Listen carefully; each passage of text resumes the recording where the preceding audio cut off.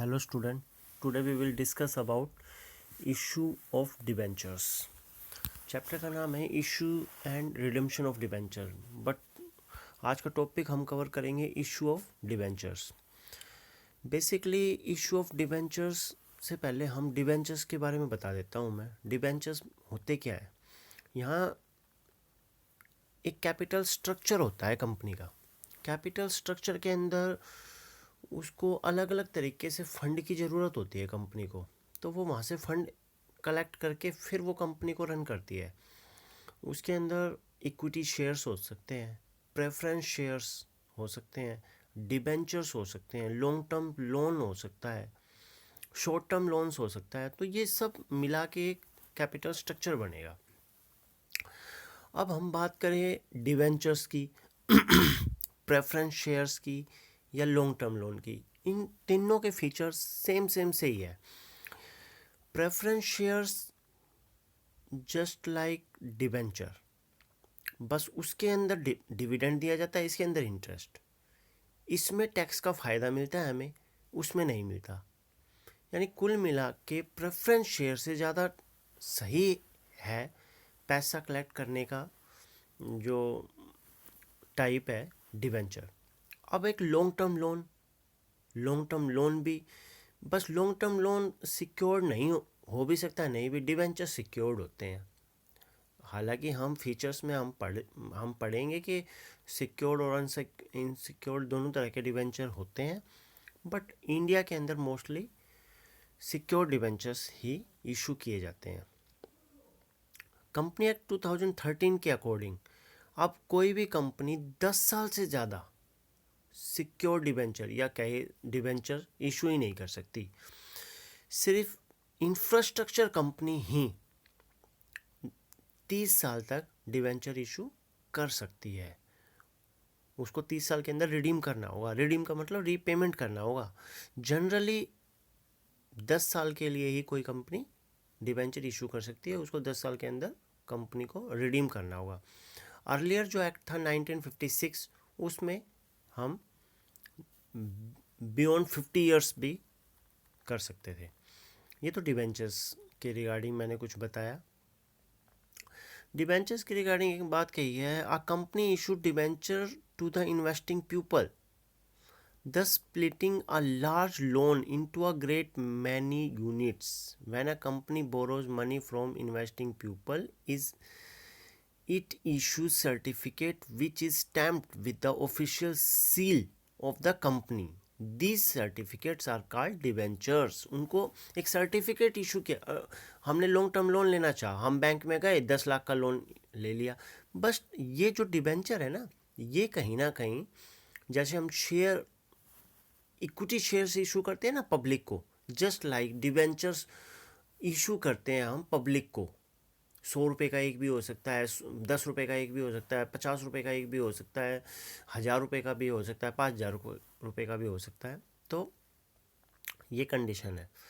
उसके बाद हम जैसे इसके अंदर ही debenture is a document which evidence a loan. ये एक एविडेंस है लोन का. According to section 2 subsection 30 of the companies act 2013, debenture include debenture stock, bonds and any other instrument of a company evidencing a debt, whether constituting a charge on the asset of the company or not. It is to be noted that the definition of debenture as per section 2 subsection 12 of the Companies Act 1956 was narrow. 1956 act के अंदर इसकी जो definition थी वो narrow थी, अब इसकी broad definition है. फीचर्स के अंदर हम बात करें, it is a debenture which evidence a loan made to company. It is fixed interest bearing security which interest falls due on specific date. बिल्कुल कभी भी डिबेंचर ओनली डिबेंचर नहीं लिखा होगा. 15% debenture, 17% debenture, 20% debenture, 10% debenture, 11% debenture. जो ये rates है ना, ये इसकी इंटरेस्ट की रेट है और जो ईयर ऑन ईयर हमें देनी होती है. Interest is payable eight a predetermined fixed rate regardless of the level of profit. हाँ, प्रॉफिट का कोई लेना देना नहीं है. वेदर कंपनी लॉस सफ़र करे फिर भी हमें देना पड़ेगा profit. The original sum is repaid at a specified future date or it is covered into share or other debenture. हाँ, जब रीपेमेंट के टाइम हमें प्रिंसिपल अमाउंट तो देना ही है, साथ साथ इंटरेस्ट तो चलता ही जाएगा, और प्रीमियम पे रिडीम करने हैं तो प्रीमियम और देना पड़ेगा. It may or may not create a charge on the asset of the company as security. ये असेट पे चार्ज हो भी सकता है या नहीं भी हो सकता कंपनी की सिक्योरिटी के रूप में. It can generally be bought or sold through the stock exchange at a price above or below its face value. बिल्कुल. It is movable property. हाँ, इसको हम एक जगह से दूसरी जगह ले जा सकते हैं. डिवेंचर और शेयर्स में ये कई बार क्वेश्चन आ जाता है, डिवेंचर और शेयर्स में डिफरेंस बताइए. Debenture holder are the lender of the company. Debenture just एक लेंडर है, लोन दे दिया है बस उसने, उसको मीटिंग वगैरह में कोई पार्टिसिपेट करने की कोई नीड नहीं है. वेयर एज शेयर्स तो प्योर ओनर है, और यहाँ शेयर्स की बात हो रही है इक्विटी शेयर्स की, ना कि प्रेफरेंस शेयर की. ये बात ध्यान रखनी है. सेकंड पॉइंट है debenture holder have no voting right and consequently do not pose any threat to the existing control of the company. बिल्कुल, ये मैंने ऊपर भी बताई दी थी कि कोई राइट नहीं होगा इनको. Share holder, where as share holders have voting right and consequently control the total affair of the company. बिल्कुल. थर्ड पॉइंट है debenture interest is paid at a predetermined fixed rate. जैसे मैंने अभी बोला आपको डेफिनेशन कराते वक्त कि 15% डिवेंचर हो सकते हैं, 11%, तो वो जस्ट वो जो रेट है वो एक इंटरेस्ट की रेट है. It is payable whether there is any profit और नॉट. अभी जस्ट मैंने बताई ये बात. Debenture rank ahead of all types of shares for payment of the interest due on them. Dividend on equity shares is paid at a variable rate. Profit ज़्यादा हो गए तो ज़्यादा दे दिया, कम हो गए तो कम दे दिया. प्रॉफिट होए हैं तब भी ना दिया, भाई प्रॉफिट कंपनी की ग्रोथ के लिए रख लिया हमने. लॉस हुआ है तो नहीं भी दिया. तो यहाँ कोई मैंडेटरी नहीं है देना. Interest on debenture are the charge against profit and they are deductible and expense in determining taxable profit of the company. ये पॉइंट डिवेंचर इशू करने का सबसे ज़्यादा इम्पोर्टेंट सैलियंट पॉइंट है. डिवेंचर और शेयर अगर कभी भी हमें इशू करने हैं तो डिवेंचर को ही प्रेफर किया जाएगा, क्योंकि डिवेंचर पर जो इंटरेस्ट हम देते हैं उसको हम एक्सपेंस मानते हैं, और उसकी इनकम टैक्स एक्ट 1961 के अंदर हमें एक डिडक्शन मिलता है प्रॉफिट में से. सबसे बड़ा बेनिफिट है ये इसका. वेयर एज डिविडेंड का कोई बेनिफिट नहीं मिलता भाई, ये प्योरली टैक्सेबल प्रॉफिट होता है. There are different kind of debentures such as secured, unsecured, redeemable, irredeemable, convertible, non convertible. Generally India के अंदर NCD non convertible debenture issue किए जाते हैं, रिडीमेबल डिवेंचर इशू किए जाते हैं. जैसा मैंने कंपनी एक्ट 2013 में ही मैंने बताया है कि कंपनी 10 साल से ज़्यादा तो इशू ही नहीं कर सकती, तो हो गए वो अपने आप ही रिडीमेबल. सिक्योर्ड ही करती हैं, अनसिक्योर्ड होते नहीं है, जस्ट इनका नाम के रूप में आप देख लो सिर्फ. वाइल शेयर्स की बात करेंगे, there are only 2 kinds of share. मैंने जस्ट बताया था आपको, equity shares and preference shares. In the company balance sheet debentures are shown under long term borrowings, क्योंकि ये जस्ट एक लोन है. while in the company balance sheet shares are shown under share capital, क्योंकि ये share capital है. 7 point है, debentures can be converted into shares as per the terms of issue of debenture.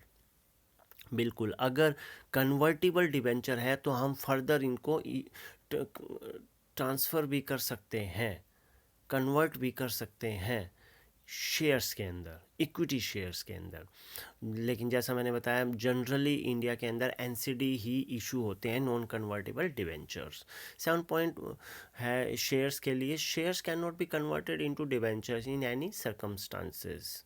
The debentures can not be forfeited for non payment of calls money. बिल्कुल. whereas shares can be forfeited for non payment of allotment and calls money. 9 point है, at maturity debenture holder get back their money as per the terms of condition of redemption, whereas equity shareholder cannot get back their money before the liquidation of the company. However, preference shareholder can get back their money before liquidation. At the time of liquidation, debentures holder are paid off before the shareholder. यही तो सबसे बड़ा फ़ायदा है इनका. Eight the time liquidation के time, at the liquidation time ये क्या होगा, शेयर होल्डर से पहले इनको पैसा मिलेगा, इवन प्रेफरेंस शेयर होल्डर से भी पहले. At the time of liquidation share holder are paid last after paying debenture holder creditors. Advantage इसका क्या है, एडवांटेज भाई मैंने अभी बताया आपको, एक टैक्स का एडवांटेज सबसे ज़्यादा है. जैसे एक छोटा सा एग्जांपल दे रखा है, डिबेंचर ऑफ इंटरेस्ट 10 लाख के डिबेंचर थे, 14% है तो 1,40,000 हो गया. इनकम टैक्स सेविंग सीधा 1,40,000 का 50% 70,000, तो after tax cost of capital 70,000. Rate applicable of company, यह एग्जांपल दे रखा है इसका. उसके बाद हम बात करेंगे factors considering the issue of debenture from the view point of the investor और view point of the company. Investor के रूप में तो भाई एक अच्छा है ये, जैसे हमारी एफडी होती है, बॉन्ड्स होते हैं, तो डिबेंचर भी है भाई. Past performance of the company and the quality of its management, future potential of the company both in sales value and efficiency in controlling cost, the availability of collateral security either in fixed asset or current asset, the borrowing capacity of the company as indicated by its debt equity ratio, the ability of the company to pay interest on debenture at fixed regular interval. ये सारी चीज़ देखी जाएगी और फिर investor इनमें invest करेगा. Whereas company point of view से देखा, required profit and cash available to pay debenture interest and redeem debenture at some point in the future. बिल्कुल कैश की ज़रूरत होगी. Borrowing power clause in the articles of association में होगा. The company's attitude towards capital gearing, the availability of debenture finance होना चाहिए, finance. फिर हम उनको पेमेंट कैसे करेंगे. The cost of debenture and the ability of the company to provide satisfactory return on equity share capital. Types of debenture, debenture security के condition से secured debentures हो सकते हैं, अनसिक्योर्ड या नेक्ड डिबेंचर भी बोलते हैं. सिक्योर्ड डिबेंचर वो डिबेंचर होते हैं जो किसी फिक्स्ड असेट पर चार्ज होते हैं. फिक्स्ड चार्ज होता है, फ्लोटिंग चार्ज होता है. फिक्स्ड चार्ज का मतलब है पर्टिकुलर असेट को प्लेज कर दिया कि इसको हम कहीं भी टच नहीं करेंगे, यूज़ करेगी कंपनी लेकिन इसको बेच नहीं सकते. फ्लोटिंग चार्ज का मतलब होता है बहुत सारी असेट रखी हैं, उनमें हमने जनरली पॉइंट आउट नहीं किया कि यही एसेट है, जस्ट बोल दिया कि ये सारी एसेट जो भी हैं ये चार्ज है. तो दोनों में ये अंतर हो जाएगा. अनसिक्योर्ड में भाई डिवेंचर ऐसे ही इशू कर दिए और अनसिक्योर्ड डिवेंचर बोलेंगे उनको. जनरली सिक्योर्ड डिवेंचर इशू किए जाते हैं इंडिया के अंदर. कन्वर्टेबिलिटी जनरली इंडिया के अंदर एनसीडी इशू किए जाते हैं, नॉन कन्वर्टेबल डिवेंचर. और जब इशू करते हैं तो वो एनसीडी लिखा होता है. जब इशू करते हैं तो कन्वर्टेबल अगर होंगे डिबेंचर तो सीडी लिखा होगा वहाँ पे. परमानेंस तो सिंपल सी बात है. फॉर एग्जांपल के लिए मैंने ऊपर भी बताया था, कंपनी एक्ट के अंदर 10 years date of issue, from the date of issue हमें रिडीम करना ही होगा. परपेचुअल डिबेंचर अब इशू नहीं कर सकते हम. नेगोशिएबिलिटी, रजिस्टर्ड डिबेंचर होते हैं भाई, बेरर डिबेंचर्स भी होते हैं, लेकिन जनरली रजिस्टर्ड डिबेंचर ही होते हैं, बेरर डिबेंचर नहीं होते. उसके बाद डिबेंचर्स सिक्योर्ड, अनसिक्योर्ड. सिक्योर्ड में फ्लोटिंग चार्ज होता है, फिक्स्ड चार्ज है. अनसिक्योर्ड के अंदर अनसिक्योर्ड है convertible debenture, non convertible, redeemable, irredeemable, registered, bearer, first mortgage debenture, second mortgage debenture. उसके बाद issue of debenture under the companies act 2013 act के अंदर कुछ कंडीशंस दी हुई हैं डिबेंचर इशू करने के रिगार्डिंग. सेबी के कुछ रेगुलेशंस हैं.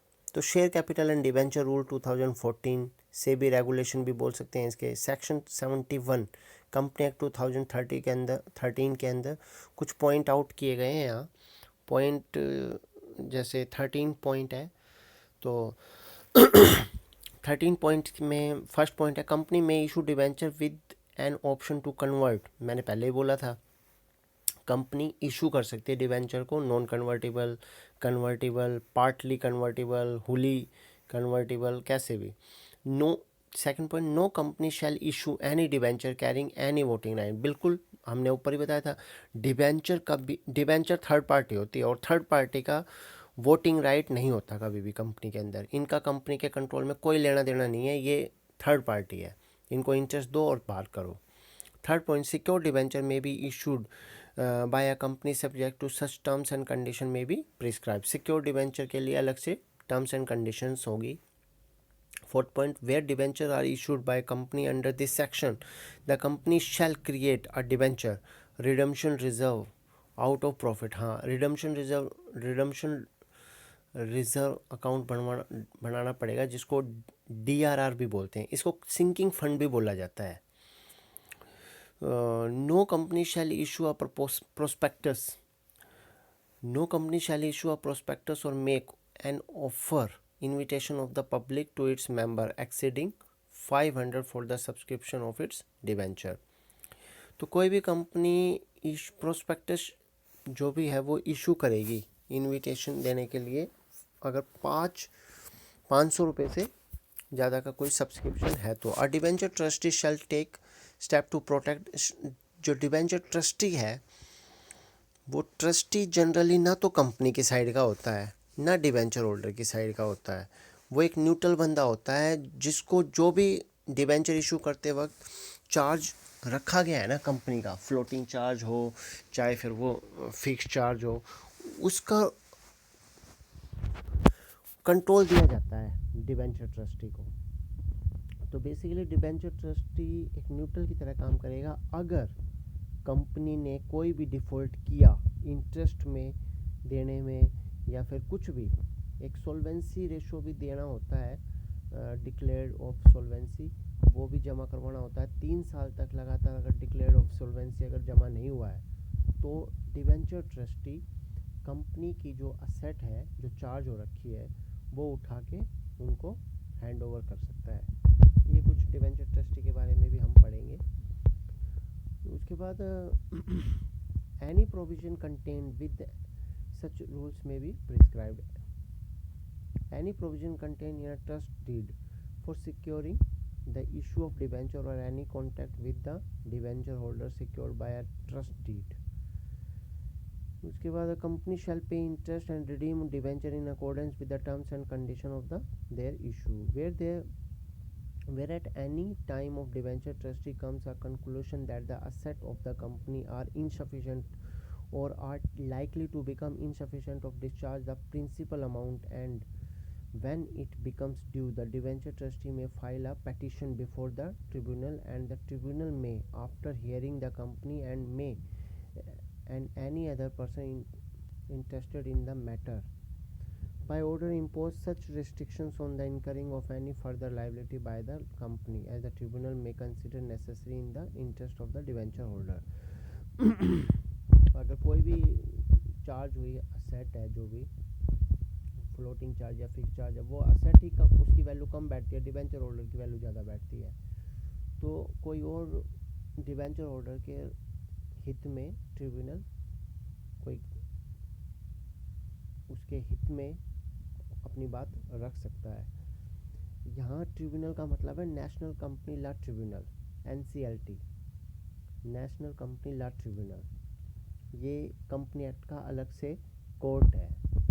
10th पॉइंट है where a company fails to redeem the debenture on the due date of their maturity और fails to pay interest on the debenture when it is due, tribunal में application of the any of all the debenture holder, debenture trustee, and after hearing the parties concerned direct by holder company to redeem the debenture forthwith on payment of principal and interest due thereon, वो उसको payment करना पड़ेगा। If any default made in complying with order tribunal under the section, every officer, अगर कोई भी company का कोई officer है जब तक वो डिफ़ॉल्ट है तो उसको पेनल्टी लगेगी जो 3 लाख रुपए तक होगी, ठीक है, नोट लेस देन 2 लाख से कम नहीं होगी, और ये बढ़कर 5 लाख तक हो सकती है।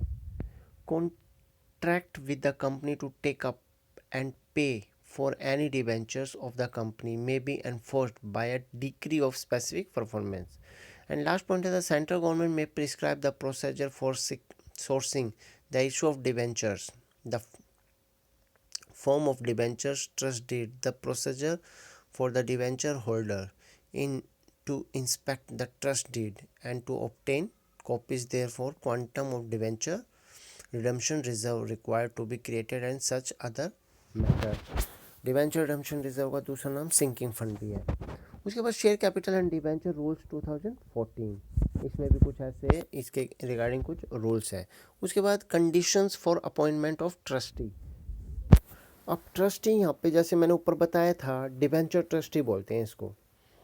A company shall appoint debenture trustee under sub section 5 of section 71 after complying with the following condition।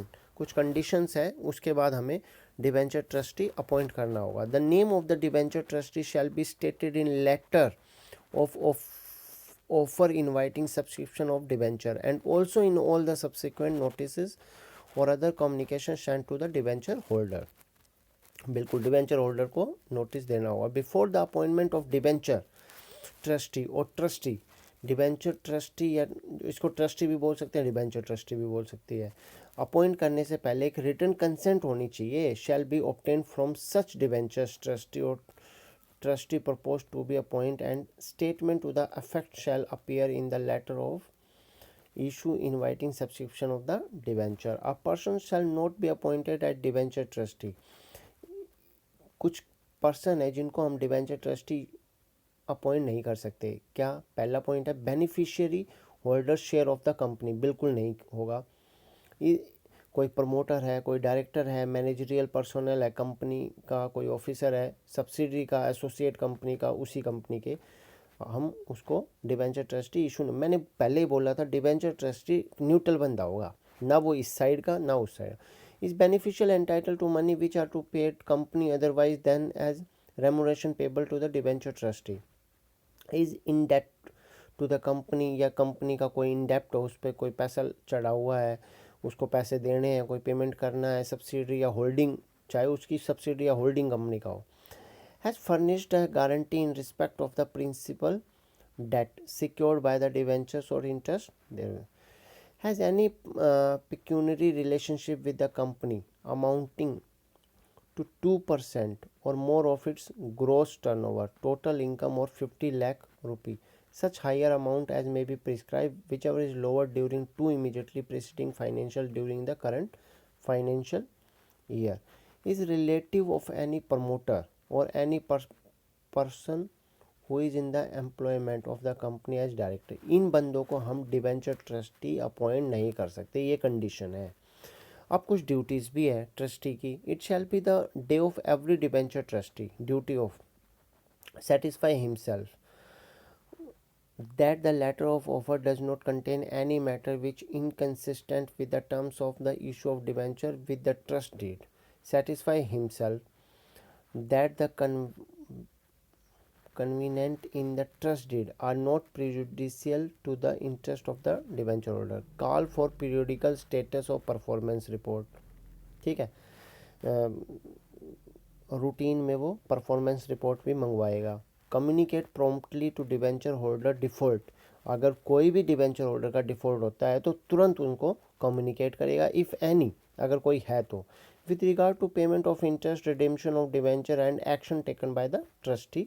Therefore trustee का काम ही यही है, किसके हित में काम करेगा वो? डिवेंचर होल्डर के इंटरेस्ट में काम करता है वो। Appoint a nominee director on the board of the company in the event of 2 consecutive default in the payment of interest of the debenture holder, default in creation of security of for debenture, default in redemption of debenture। इनमें अगर कोई भी condition है तो appoint करना पड़ेगा एक nominee director. Ensure that the company does not commit any breach of the terms of issue of debenture और covenant of the trust deed, इसका ध्यान रखेगा वो। Inform the debenture holder immediately of any breach. अगर कोई भी terms and condition breach होती है, तोड़ी जाती है, रिवोक होती है, तो वो तुरंत इन्फॉर्म करेगा उनको। Ensure the implementation of the condition, जितनी भी कंडीशंस लगाई गई है वो सही से काम कर रही है, इम्प्लीमेंट की जा रही है, नहीं की जा रही, ये चेक करेगा। एंश्योर दैट द जनरली जो ट्रस्टी है ना, डिवेंचर ट्रस्टी, ये एक ऑडिटर है डिवेंचर्स का, कि भाई ये जनरली एक इनके हित का ऑडिटर है, डिवेंचर होल्डर्स के इंटरेस्ट का। उसके बाद do such act as are necessary in the event of security become enforceable. हर वो काम करेगा जिससे उनकी सिक्योरिटी बनी रहे। Call for report for the utilisation of fund, debenture जो इशू किए थे वो फंड कहाँ यूटिलाइज हो रहा है ये भी रिपोर्ट लेगा वो। Take step to convene the meeting of the holder of debenture, हाँ general year on year, quarterly, जैसे भी उसको सही लगेगा, मीटिंग भी लेगा वो डिवेंचर होल्डर्स की और उसमें बातें भी रखेगा। Ensure that the debenture have been converted to redeem accordance with the terms of condition. Perform such act are as necessary for the protection of interest for debenture holders. Debenture holders के लिए जो भी जहाँ तक भी उसको प्रयत्न होंगे ना वो सारे करने हैं उसको। उसके बाद है डिवेंचर रिडम्पशन रिजर्व या सिंकिंग फंड बनाना जरूरी है भाई। डिवेंचर रिडम्पशन रिजर्व बनाना हर कंपनी के लिए ज़रूरी है, कोई भी कंपनी जो डिवेंचर इशू करती है। कुछ कंडीशंस है, जैसे बैंक हो गया, एनबीएफसी होगी या फिर कोई और फाइनेंशियल इंस्टीट्यूट हो, उनको डिवेंचर रिडम्पशन रिजर्व बनाने की कोई भी नीड नहीं है। Thank you.